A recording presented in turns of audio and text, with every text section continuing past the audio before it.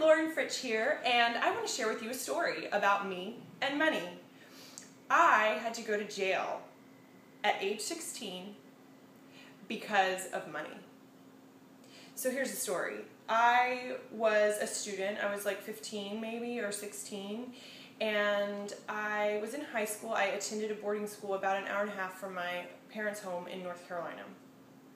And I wrote a check to Belk department store and bought like 4 Estee Lauder, no, Lancome cream to powder things, dual finish powder. And I was like, sweet, they have my color, they're discontinuing it, I'm going to buy 4. I think it was like $125-ish, because they were also on sale because they were discontinuing it. I was like, I'm going to stock up. Now, I went to this boarding school with a lot of girls whose families had a lot of money. I knew that my family didn't have a ton of money, but I wasn't quite sure of the circumstances. I later learned that my parents were raising 4 children on about $40K a year. Crazy, right? Kudos to mom and dad. And I'm so grateful that they kind of sort of kept me pretty sheltered from that fact. Regardless, my linens were from Kmart and my clothes were from the Goodwill, but they still had like, you know, I had a Gap tag inside my shirt. And that to me at the time was designer, because that's what we found at the Goodwill and that's what we could afford. In any case, I thought, because I was surrounded by posh kids, that I could also be posh. And so I had a little bit of money that my parents gave me, and so I wrote this check, and it bounced. And at the time, this was pre-online banking.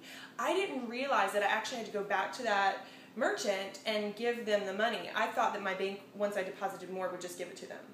Well, that's not really how it worked back in the 90s. And so fast forward some months, maybe 4, maybe 6, and we get a letter in the mail in Durham, North Carolina that said there is a warrant out for the arrest of one Lauren Fritsch, who at the time, I think I was barely 16, and I freak out. I had to be taken by my mother to the Guilford County Courthouse where this particular Belk was, so an hour and a half drive away.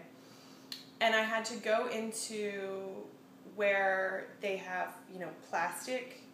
You can't talk to the officers face to face. You have plastic and a little phone that you pick up.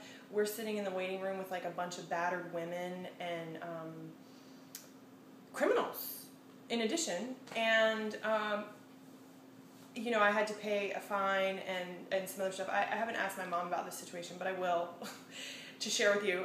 Anyway, I just say that because that pattern of fear around money for me started well before that. But and I'll share that with you too. But to be 16, to have to go to a courthouse because you could be arrested for non-payment started to set a pattern.